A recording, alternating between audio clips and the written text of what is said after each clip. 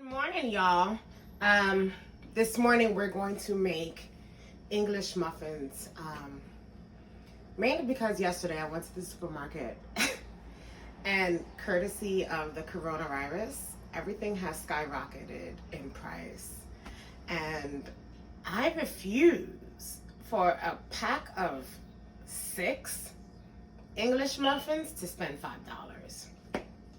So today I want to walk with you and show you step-by-step process of how to make your own English muffins. And you should walk away with about 18 of them anyway. They freeze really well and they keep in the refrigerator for up to a week if that's what you choose. So if you come and you zoom in over here, we're going to go through the ingredients really quick. So we're not going to pay attention to the measuring tools right now. I'm going to walk you through them right now in a little bit. Okay, so we have whole milk. We have all-purpose flour. We have cornmeal. Cornmeal is needed in English muffins. We have butter. We have 1 egg, because this is all you'll need. We have some sugar. And I have 1 packet of rapid yeast. So this is what we need. You'll also need a cup of water, hot water, and I'll show you why. We have 1 cup measuring, half a cup of measuring. You'll see how this will be used. A tablespoon. We have a bowl that I'll be heating the butter in. This is for my yeast, eggs, yeast, water, and milk and sugar will be resting in here as we go through this process. We have this to be a big mixer. This is where we're going to hand mix it together. And you'll need a griddle because this is where you'll be cooking the English muffins at. If you don't have a griddle, that's fine. Just use a pan that you have in the home. Maybe the ones that you cook eggs in. Just use it. And you're not going to need any extra oils or anything in this process. So let's get started so that you can see how to go through this with ease. A little tip that I always use and makes me feel comfortable when I move in the kitchen is making sure that I have everything in front of me so that I'm not scrambling all over the place looking for what I need. So for right now, let's move some of this stuff from in front of us so that we can get started. So I went ahead and boiled some water. You can do it on a saucepan, on the stove, whatever the case is, but you can boil it, get it hot, measure out 1 cup of it. And because yeast works well in warm water, not hot, we're going to take a cup of cold milk because I didn't feel like warming up the milk. That was just another pot that needed to be used. You can touch it with your hand. It's nice and warm. You're going to take 2 tablespoons of sugar, put it in there.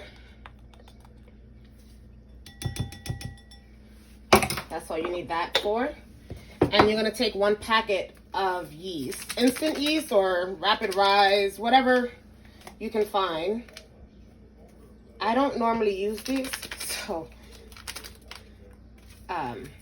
opening it is rather challenging at this point. So you're going to stick that all in there.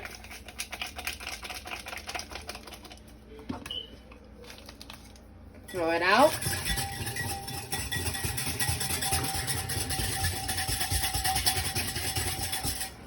Give this bowl a stir and set it aside. Are you done with the milk? Well, we won't worry about that right now. So while you have that being set aside, open up your flour.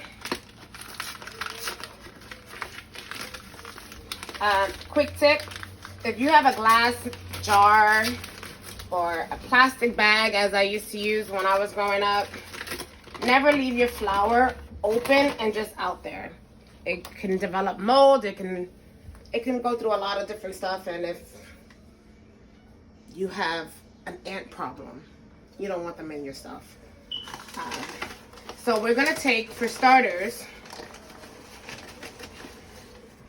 we're gonna take 3 cups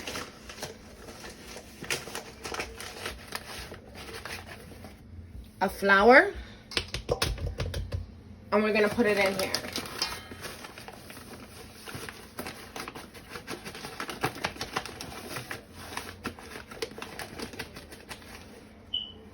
I'm gonna put it in the big bowl.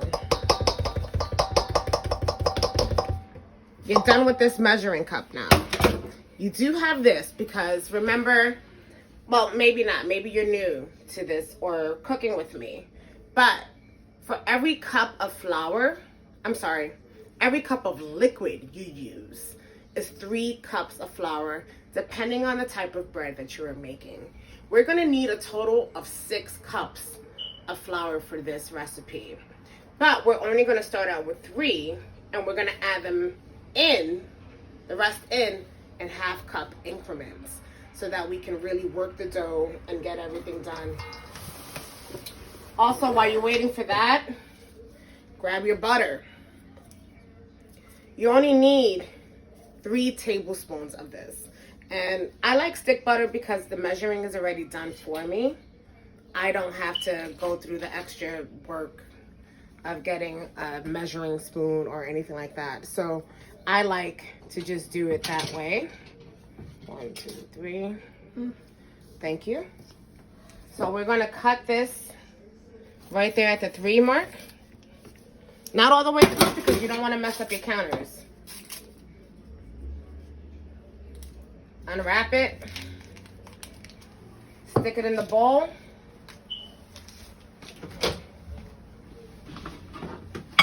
Put it in the microwave for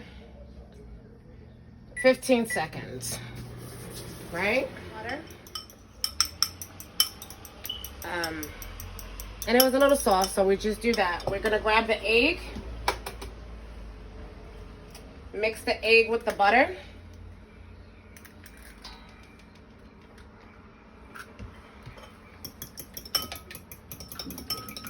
And stir it. Mix it all together.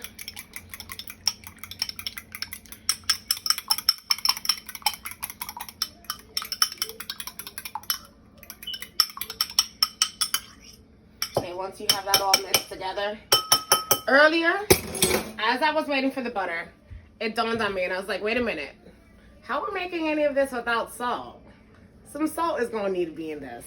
So you're gonna take a half a teaspoon of salt and put it in with your flour.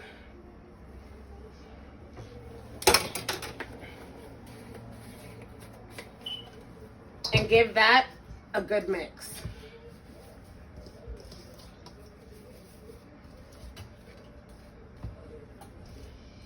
All right, make sure it's all mixed. As you can see, the yeast, the sugar, and the milk is already done for me to start doing this. This is why rapid yeast really works well. So we're gonna take a little bit and pour it in there. We're not gonna put it all in because we're working in increments, right? Start mixing it a little bit. Pour your butter, egg mix in there.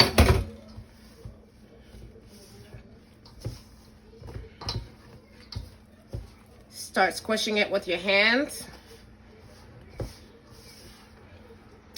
until it starts to like stick, right? Yep, you're gonna get messy.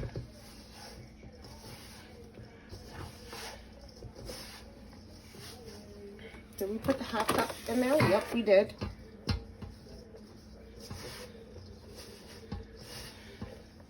Now we're gonna take the rest of the liquid and put it in.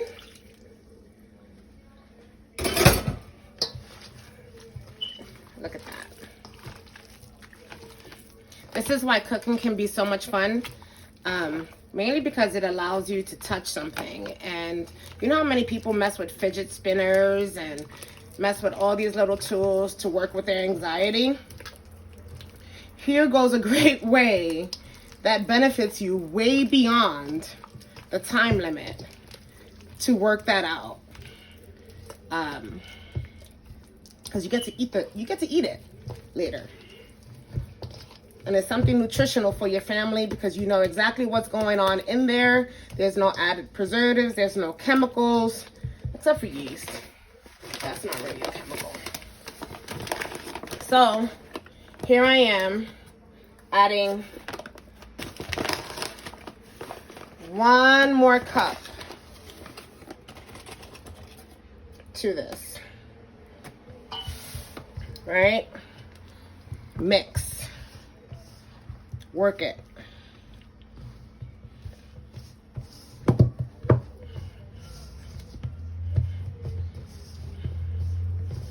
See how it thickens up?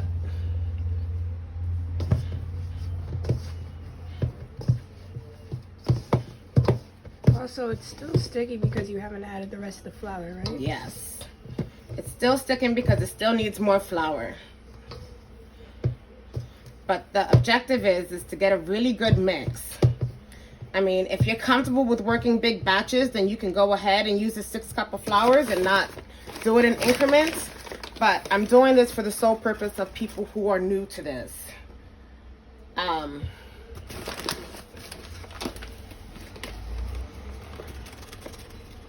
Because it's, you know, a lot of us think that we always grew up buying it. What do we look like making it, right? But right now, let's be real. We're going through a food desert. We've always been in a food desert. Most things that you buy, you can't afford, especially if you are in the poverty line. And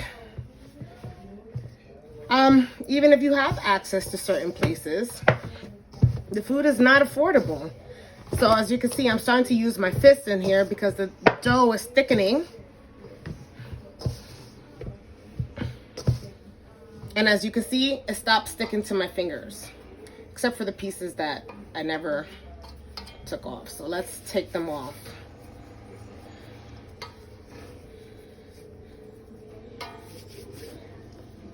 Right now, this is at 5 cups.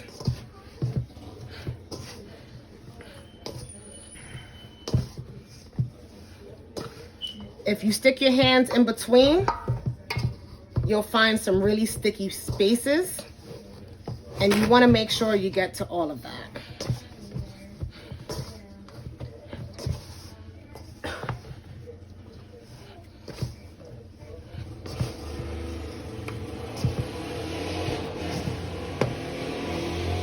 So at this point, we can get out of this bowl and we can come on to the counter. So we're gonna take another half cup,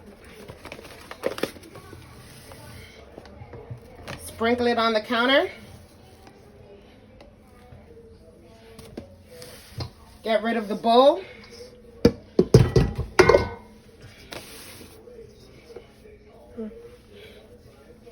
Thank you. And start your kneading process. Because you're doing this by hand, it's going to take some time. It's about 10 minutes of kneading.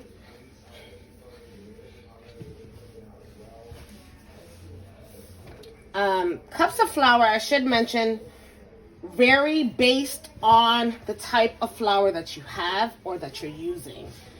This is all-purpose flour.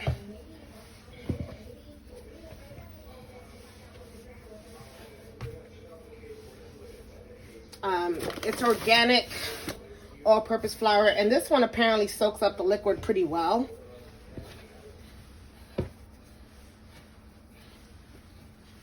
So it looks like we only needed 5.5 cups for this recipe.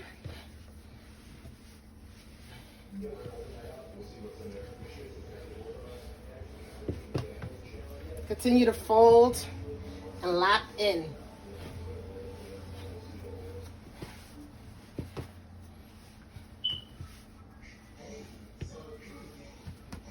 There's no perfect way to knead. Basically, all you're really doing as you knead is massaging it. You have some bread at the bottom. That's fine. It's all good.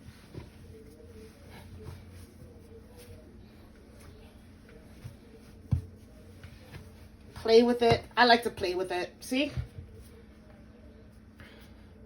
This is the dough. No sticking. See, no sticking. That's how you know you have enough flour.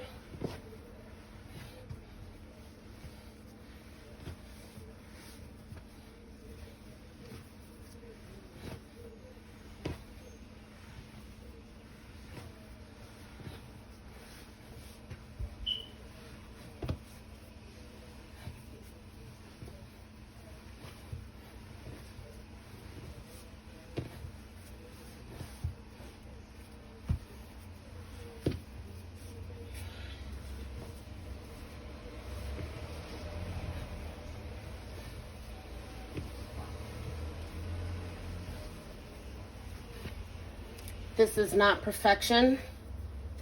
This is called having to provide for your family, provide for yourself. This is a little bit of art therapy. This is stress management.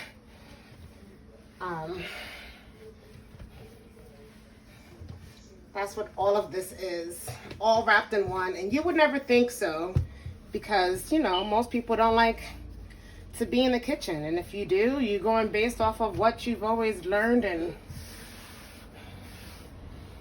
it's part of survival, but and part of therapy. I think a lot of people do it as therapy.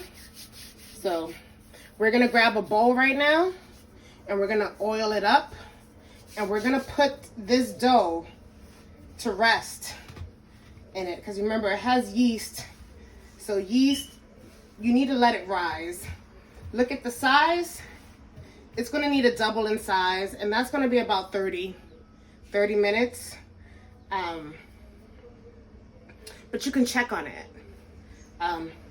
So give me one moment. Clean the bowl that we initially started this process in. I have some oil here. I'm just going to sprinkle the oil around. And this is so it doesn't stick. You do not want the dough to stick to anything, and you want it to move with ease. So we're going to take our dough, stick it right in there. Grab a towel, put it over it, put to the side. I'm going to go work out. My workout will be 30 minutes. By the time I'm done with my workout, this is ready to move on. So you can do whatever you have to do in between, whether that's fry up some bacon, some eggs, whatever the case may be that you want to do with the English muffin, you can do it in between. That way you utilize your time management. All right, talk to you guys in a bit. This is total body cardio. Enjoy this first round for a long time. But you can do anything for 60 seconds, right? Yes. It's working. How's that feel? It's been 30 minutes. I just finished my workout. I got my protein shake. As we uncover this, that is double the size. Right? So all you're gonna do let me not skip. Grab yourself a tray and put some parchment paper. This is a baking sheet, and I just put Parchment paper. Parchment paper. This is where the cornmeal comes in. You're gonna sprinkle this. The beauty about English muffins is that it doesn't require a lot of fat. You're gonna add all that fat later on when you make yourself a delicious sandwich, unless you want to be really healthy, and that would be great. So you're gonna coat that. My kitchen is small, so we're putting it right over here. Gonna pump it. Fold it back over. Look at how smooth, guys. See what that grease did for it when you grease the pan or the bowl, whatever you put it in. It looks great. Bam. Set that aside. Now we're gonna start shaping it. Okay, I just lifted weights and my arms feel a little done for. Cut it in half. Work with a little bit at a time, right? Cut it in another quarter. Now you have this. So 1, 2, 3, right there. Roll it in a ball. One of the things that I like to do when rolling in a ball is, one, I don't know if you noticed this yet, but I play with my food. I don't care. But one of the tips to rolling it in a ball is, one, you have it, right? Let's say you just have this slab of dough. Put a hole in the center and fold everything into it, right? Like that. Now you have a ball, and you can shape it how you deem fit. All right, so we're gonna take and we're gonna put this here and we're gonna flatten it out,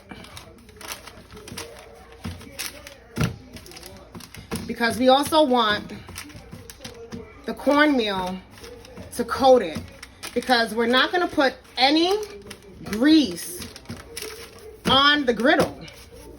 The cornmeal is gonna protect the English muffin. Okay, so boom. There goes one. We're gonna do the same again.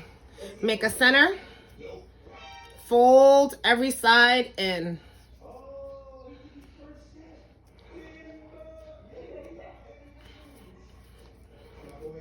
Okay, shape it however you want. We are not going for perfection. We are looking to eat, and we're looking to eat good on a budget. So there we go. Hold it.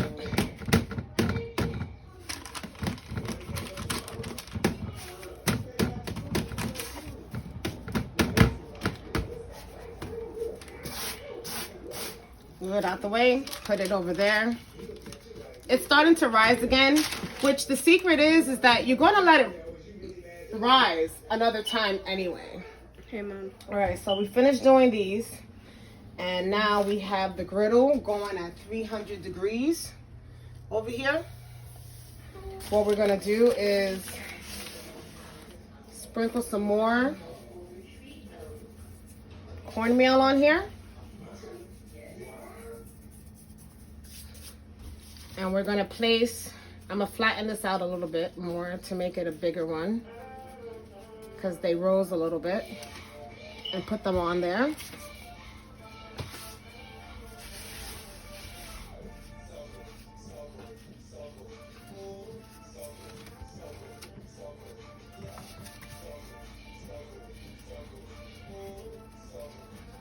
These are some big ones, actually. They're huge.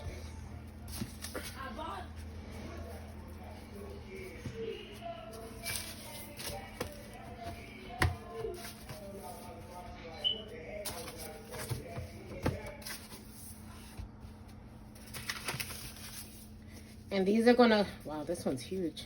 Yeah. And these are gonna cook for about 10 minutes on each side.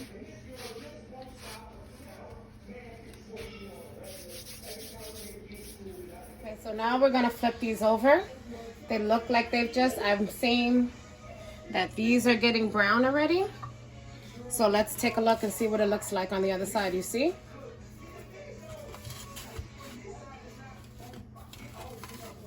And you can see it's already crunchy and fluffy.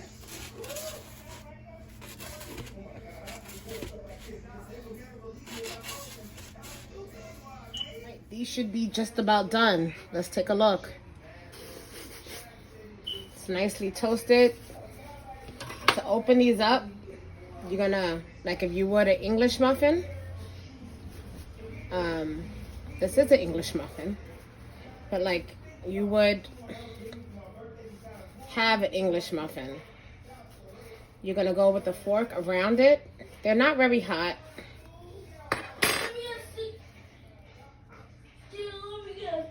And you see how woo, hot. You see how doughy the inside is? You're done. Take some butter. I'm not going to eat this because I just had a protein shake. I'll eat it. Ouch, hot.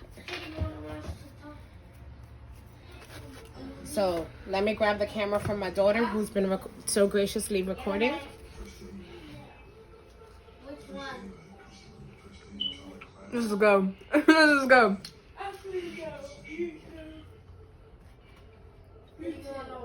Yummy? Genesis! What? Come here. Let's see the reaction of the other ones.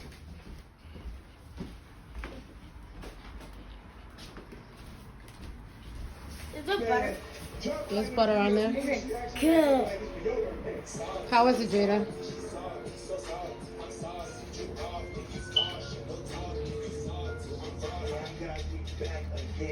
How is it, Nana? Good. Is this all we got? No. Yeah. So there you have it, guys. That is how you make English muffins at home. It's inexpensive with all the ingredients and everything that required of it that you would normally have in your house as a staple. It cost you maybe $1 and change to make this meal. I will do the math and get it to you so that you can see it for yourself. Anyway, I hope that you make it. I hope that you have fun making it. Understand that perfection is not always the goal. It doesn't have to look or even be shaped a certain way for it to be good and edible. Enjoy it. Learn. Play with your creativity. You have it.